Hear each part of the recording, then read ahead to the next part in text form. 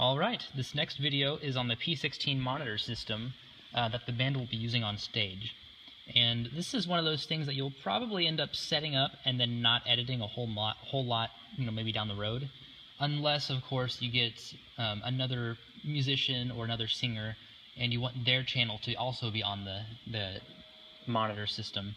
And I'll actually have another video on how to use the entire monitor system, as if the musicians and worship leaders were watching these videos. So I'll have a whole separate video on how to use the monitor system up there. But continuing from here, this is on the routing page, and we're on the P16 tab. And from here, you basically select what channel you want to edit, what P16 channel you want to edit. Like, let's say we want to edit, let's just say we want to have, say, channel 15 and 16 as your stereo outputs. So we'll have channel 15. You choose the channel in here. This will show what channel is currently it's set at.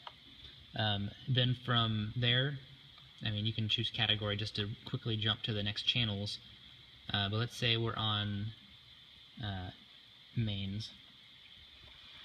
From there, we'll select left, and that activates the channel for that.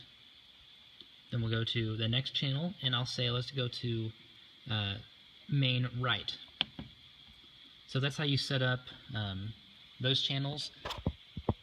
That's how you select the channel that you want to send from, or have the channel selected.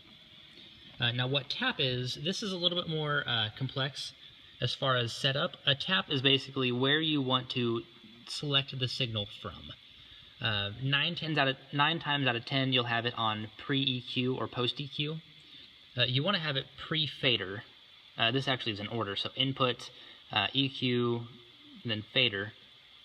So you'll probably have it on either pre-EQ or post-EQ. And the reason for that is because the monitor system is controlled by the band. Everyone has their own little system that they use to basically dial in or mix the sound that they want to hear. And if you are back here running sound on a typical Sunday, and for some reason the piano's quiet, so you bring it up a little bit more, and you don't want the changes you're making back here on the board to affect what the band is hearing in their monitor system, which is why we do a pre-fader send. These are all pre-fader sends, even the one that just says pre-fader. That's a pretty simple name for it, because it sends, this could be, the volumes could all be down and they're still going to get signal in their monitors, in their headphones. So that is why you would want to do a pre-fader. Now for something you might want to do a post-fader send. The post-fader is the last one right here. A post-fader send means that when the volume is changed back here, it is also changed in their monitor system. And something you might want to use that for is something like a computer, or maybe if you had an MP3 player. The band wants to hear when that is actually playing. And say if it's muted back here, we want the band to hear it muted up there.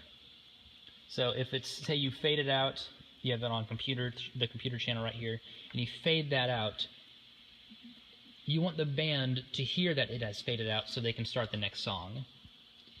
So that is why you might want a post-fader send, but like I said, 9 out of 10 times you'll have it on a pre-fader send.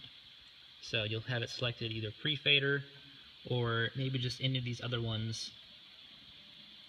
I'll actually set this up so it is almost always going to be on pre-fader.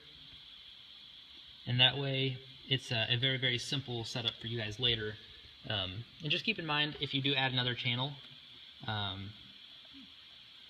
see you've got plenty of these open, like stage right forward. You've got plenty of these channels that are not being used at the moment. So when you do add other channels, you'll select the channel you want to change it on the P16, select the channel that you're wanting to send. So let's say Fred, channel 1, and then we'll say let's go pre-fader send. And that's how you set up the P16 monitor system.